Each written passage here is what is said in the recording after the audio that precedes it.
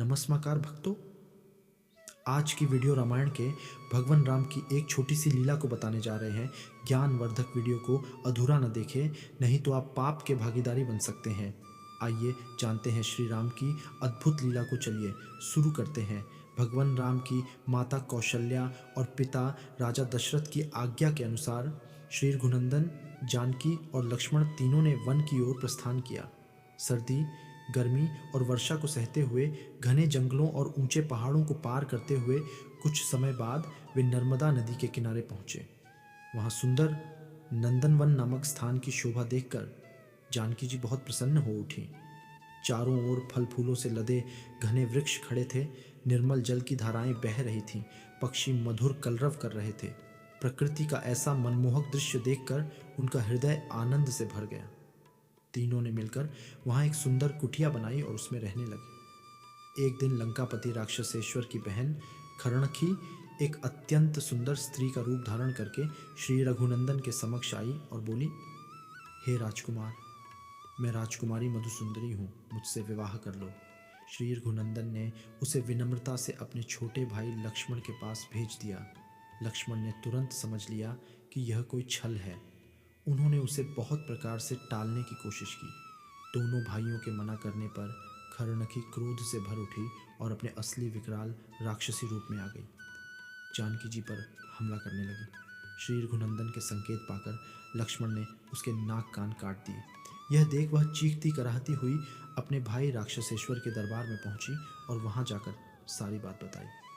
नंदनवन में एक सुंदर राजकुमार अपनी पत्नी के साथ रहता है।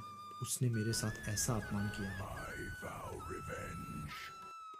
यह सुनकर राक्षसेश्वर क्रोध से आग बबूला हो उठा। उसने अपनी बहन के अपमान का बदला लेने की प्रतिज्ञा की।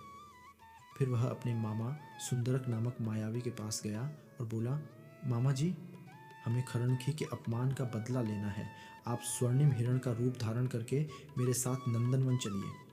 सुंदरक ने बहुत समझाया, बेटा, श्री रघुनंदन से वैर करना अत्यंत खतरनाक है, किंतु राक्षसेश्वर नहीं माना। अंत में सुंदरक ने स्वर्णिम हिरण बनना स्वीकार कर लिया। वह स्वर्णिम हिरण बनकर नंदनवन में आया।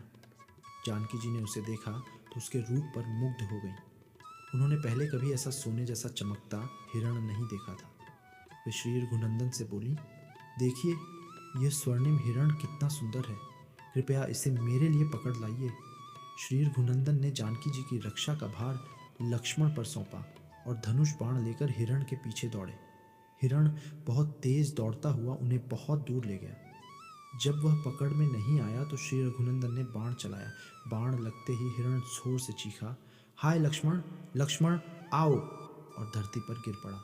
यह सब एक चाल थी ताकि लक्ष्मण श्री रघुनंदन की सहायता के लिए जाए और राक्षसेश्वर जानकी जी को हरण कर ले। ये करुण पुकार जब जानकी जी ने सुनी तो उन्होंने लक्ष्मण से कहा, जाओ, जल्दी जाओ, भैया को बचाओ। जाने से पहले लक्ष्मण ने मंत्र पढ़कर अपने बाण से कुटिया के चारों ओर एक रेखा खींच दी और जानकी जी से बोले, भाभी, ये रेखा आपकी रक्षा करेगी, इसके बाहर किसी भी हाल में मत निकलना। लक्ष्मण के जाते ही राक्षसेश्वर एक साधु मुनि का वेश धारण करके कुटिया के पास आया और द्वार पर खड़े होकर बोला, मैं भिक्षा मांगने आया हूँ, धर्म की रक्षा करो। यह सुनकर जानकी जी ने कंद मूल फल लेकर कुटिया के द्वार तक आने का प्रयास किया। राक्षसेश्वर ने रेखा के अंदर पैर नहीं रखा और बोला, मैं बंधी हुई भिक्षा नहीं लेता, आप बाहर आकर दो। जैसे ही जानकी जी रेखा के बाहर आईं, राक्षसेश्वर ने उन्हें उठाया और आकाश मार्ग से लंका की ओर ले गया। श्री रघुनंदन और लक्ष्मण जब वापस लौटे तो जानकी जी को न पाकर बहुत दुखी हुए। दोनों भाई विलाप करने लगे। अब उनकी समझ में आया कि यह सब राक्षसों की माया थी। वे बहुत पछताए कि नकली स्वर्णिम हिरण के पीछे भाग गए।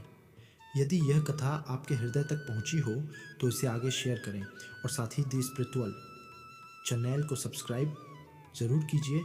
कमेंट में जय श्री राम लिखें और धर्म कथाओं की इस यात्रा में हमारे साथ बने रहें। जय श्री राम।